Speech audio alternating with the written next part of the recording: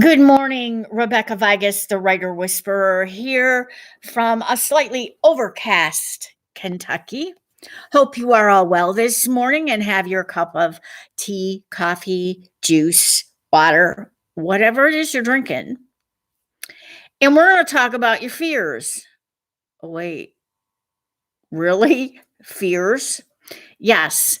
What is it that keeps you from writing? What are you afraid of? Are you afraid your friends are going to laugh at you? Let them laugh. Mine did. Now they're buying my books. Are you afraid they're going to ridicule your work? Some will, some won't. Not everybody's going to like what you write because your audience is never everybody. You have a specific target audience in mind. And we'll talk about audience and who you write to in another episode. Right now, we're going to talk about what's keeping you from writing. One of the things that happens when you're in a group of people and you're meeting them for the first time and they say, "Oh, what do you do for a living?" And I say, "I'm a writer." And they look at me and say, "Oh, well, what have you written?" My comeback is 13 books, and there are 2 more on the waiting list. At which point they go, "Oh, well, gee, I've never read anything you've written." They're all on Amazon. Just punch in my name. You'll find them. You'll find some of the first editions. Don't buy those. They're way too expensive. Go for the second or the third edition. Most are just seconds.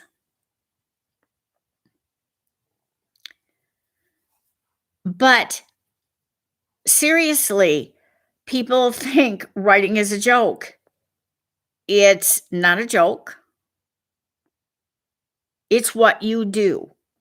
Own it. Make it yours. Tell them your first novel is in the editing stage or at the publishers or whatever. Let them know you're writing. Or I've just started my next novel. Maybe your first, but they don't know that.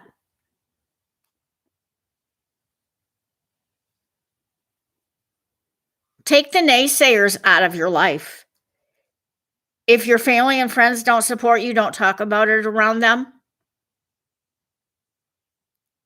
And when you hold your book launch and you're a smashing success and you're written up in the local newspaper or you're on the local television station, just sit back and smile. Are you afraid your words will sound stupid? They won't. They won't. You have to start somewhere. If you've been doing the writing prompts I've been giving you, that's a start. Because, see, writers write. And they're not published the day they write. It takes years to get published. Don't kid yourself. It's not going to happen overnight. You're not going to spend the next 50 or 60 days writing a book and have it published 30 days later. That doesn't happen.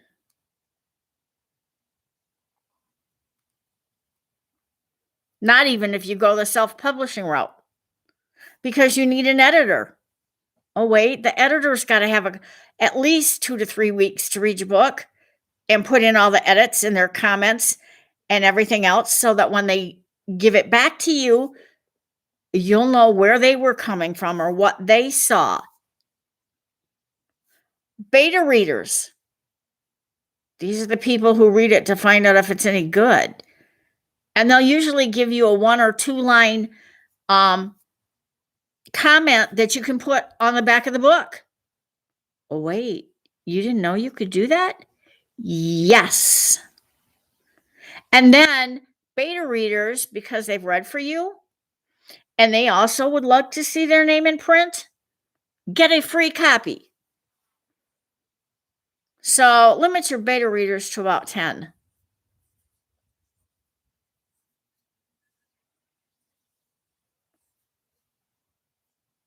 And believe me, they will tell you if they find an error. They are not your editors, but fix the error anyway. They will ask you questions, something that confuses them. You don't want to confuse the reader. Fix it. Okay, so now we've got your fear of sounding stupid, your fear of being laughed at, the naysayers in your life. That's 3 fears right there. Well, every story's already been written. No, it hasn't. I cannot write your story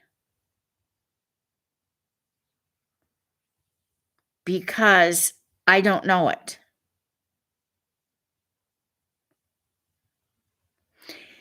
If you don't write your story, somebody else will. And it won't sound like your story, but you'll say, I was thinking about writing on that topic. And I wanted different characters to do different things, but really, that's my story. Because that's what happens, folks. If you do not write your story, somebody else will.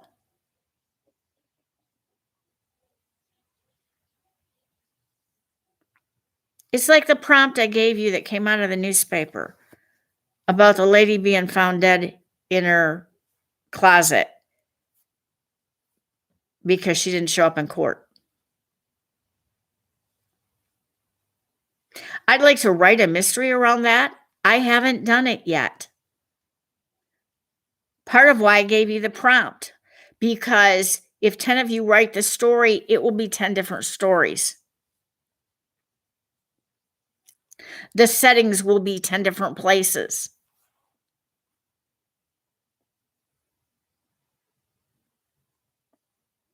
Am I afraid to share ideas? No. Because I know no 2 people are going to look at it the same way. Put 10 people in a room and you got 10 different ideas.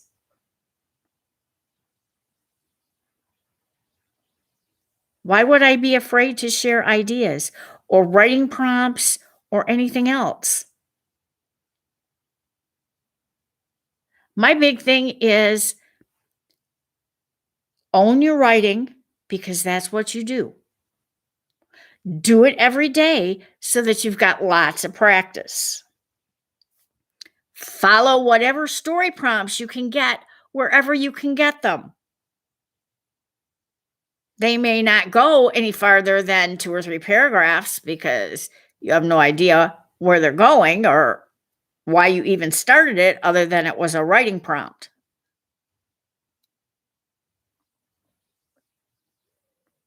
And that's okay. When you sit down to write your first novel, it's going to be something you're really invested in. It's something that's just nagging you to get out, to get on paper so others can read it. Write the novel you want to read. Don't worry about Sammy or Susie or Joey or Jesse or Jim Bob or whomever.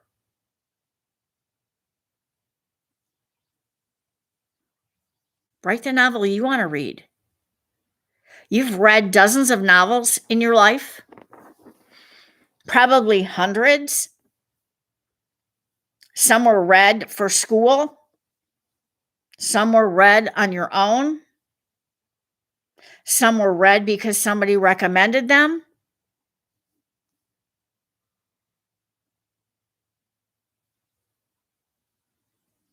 You know what a novel looks like.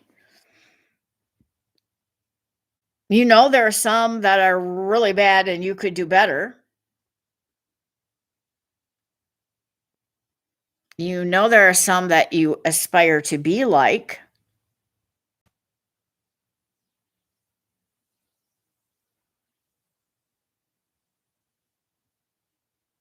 I want to write a sit on the edge of your seat thriller.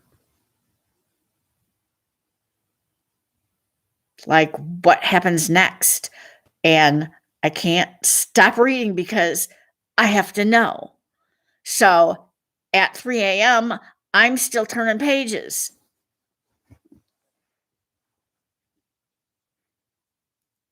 But I can't just say, oh, I'm going to start that today and maybe next week I'll look at it. No, it doesn't work. It doesn't work at all. And yes, if you want to spend 52 weekends working on a novel, that's Saturday and Sunday for a year, you can do that. It's been done. You can be what they call the weekend novelist. And the guy's name is Raymond something that wrote the book. I cannot remember his name. And I'm not sure where I put the book just now.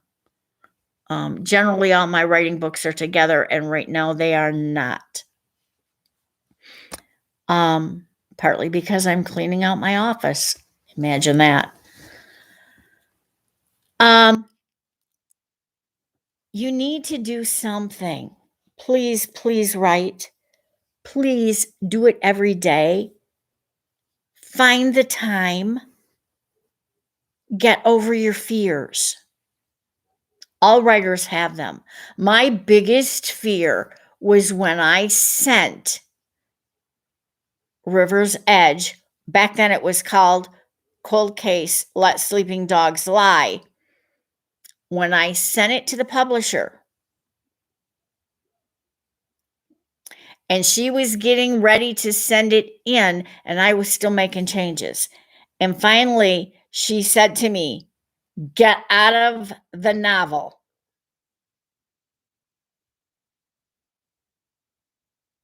And I did. And it was good.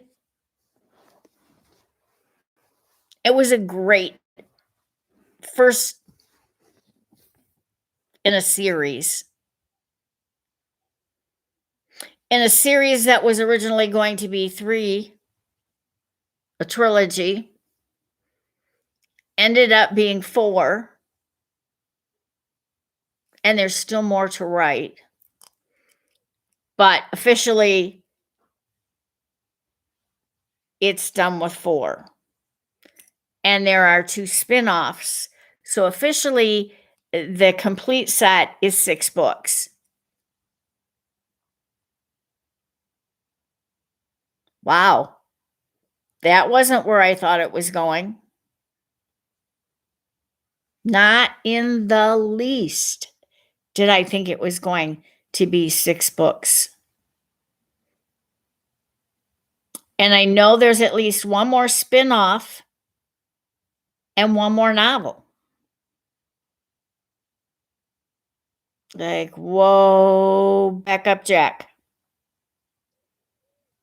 That would be 8 in the entire series. Yeah.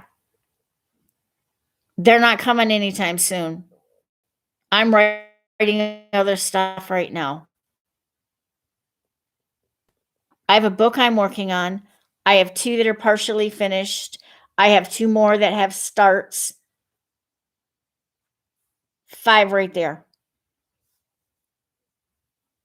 5 right there. Because I'm always working on something. And if I get hung up on one and I need to walk away from it, I go to the other one.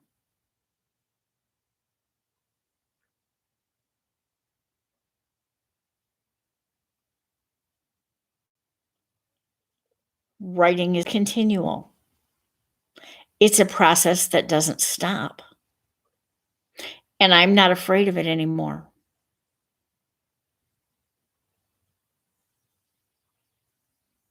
Because I know I can do it. I've had lots of practice. Lots of practice. Over 50 years of practice.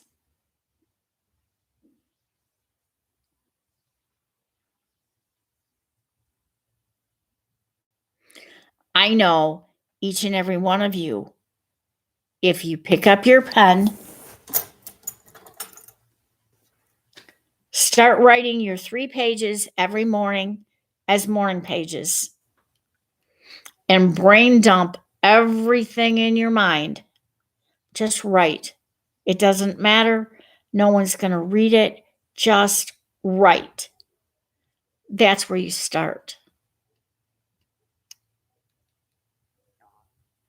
If you get a story idea, put an asterisk or something by it so that you know when you go back and look at it that this is where you want it. This is something you wanted to write about.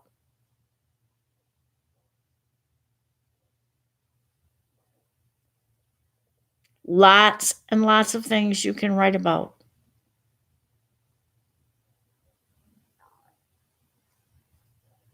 Somebody asked me once if I could live anywhere, where would I live?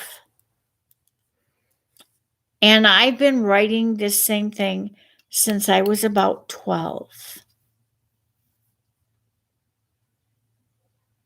I want to live in the mountains.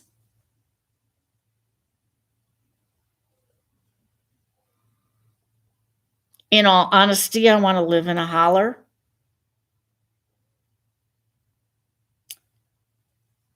I want to watch the sunrise off my porch in the morning with my cup of tea. And I want to watch it set in the evening,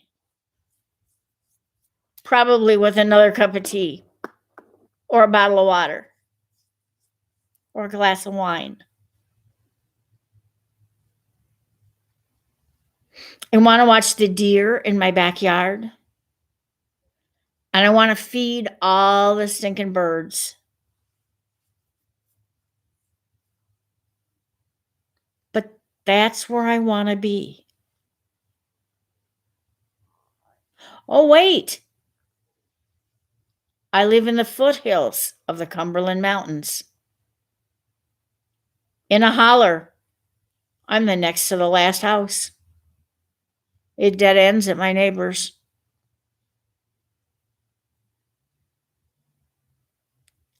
Oh, wait. I do get to watch the sunrise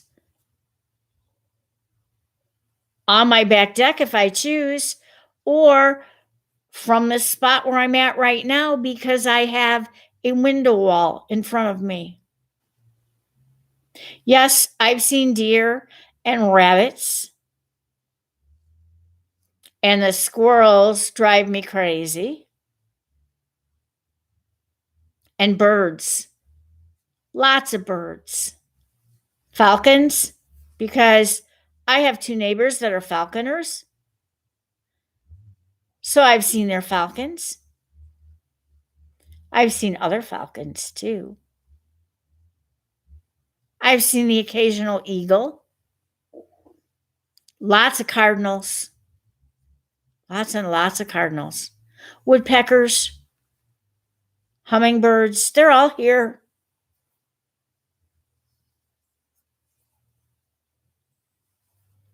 Rabbits and deer.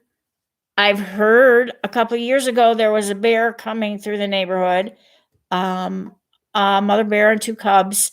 I have not seen them. That doesn't mean they're not out here. I have 6 acres in the woods. I love it. It's perfect. I have a porch swing. I'm a happy camper. It's peaceful. And I can write on the back porch, the front porch, out by the koi pond that doesn't work. I need to have it redone. But I'm living my dream. I'm in the mountains, in a holler, watching the sunrise from my back porch.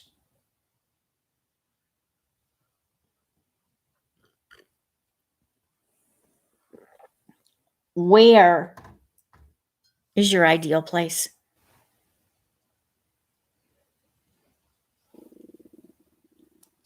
I used to go there in my mind when I wanted to write. Picture myself sitting on my back porch writing, or my front porch, looking off into the mountains. Here, I really don't look off into the mountains. I look off into a rolling hillside. Lots of farms around here. Yeah. Beef cattle, not dairy cattle. Lots of them around here.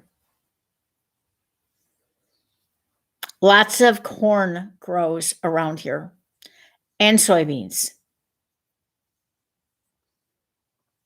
People with extra property plant gardens.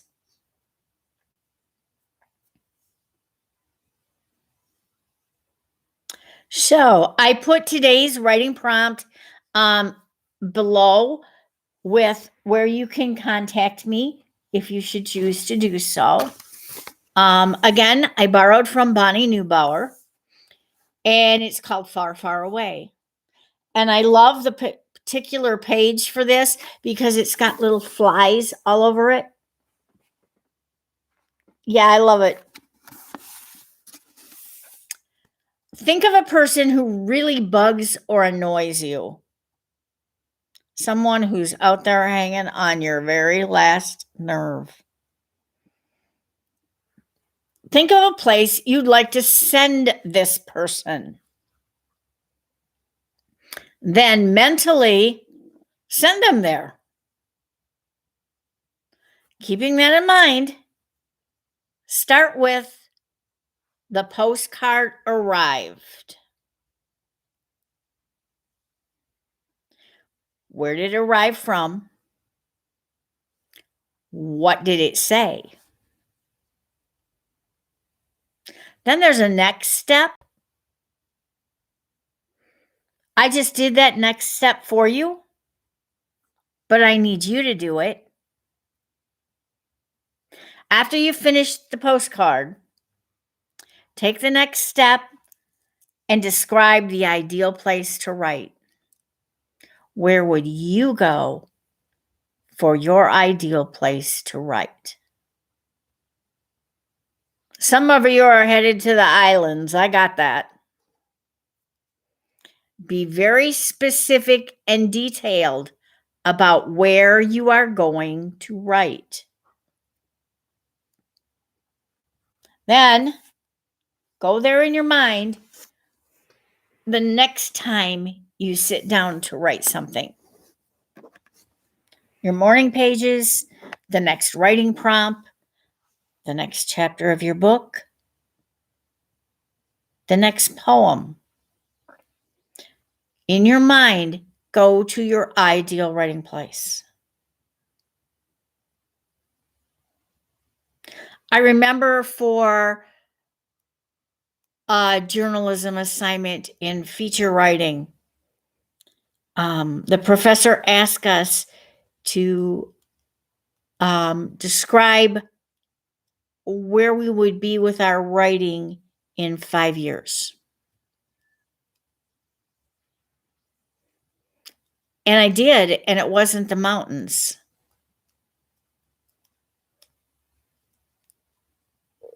I described sitting in an apartment above a busy street, listening to the sounds outside as I wrote. And I knew I'd be working on a novel because I had discovered that journalism really wasn't my thing. I could write an article for a newspaper. I have written articles for newspapers.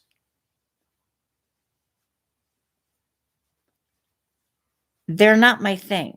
They're just the facts. They're just statistics. They're just gymnastic scores. Or the fact that you've been published in one of many anthologies. You know?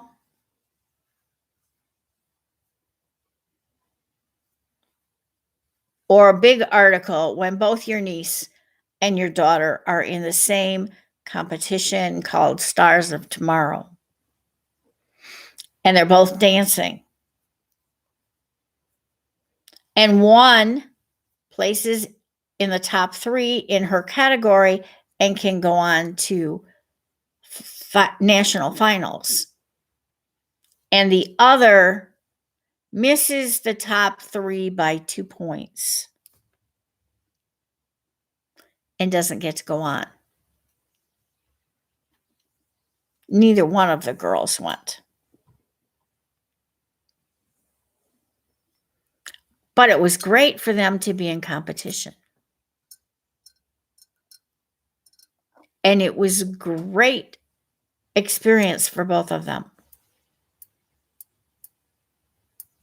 One stopped dancing after that, and one continued dancing for another year. And that one now choreographs gymnastics routines for high school girls. So it paid off in the long run. You have to overcome your fear of being hated, fear of feeling foolish, fear of not being able to write. You can write. You know the story. It's there. It's deep inside you. It might be a memoir. It might be a novel. It might be nonfiction. It might be poetry. It might be song lyrics. But whatever it is uniquely yours. Leave me any questions in the comments. I will answer them, and I will answer them on air Monday morning. Happy writing. Bye now.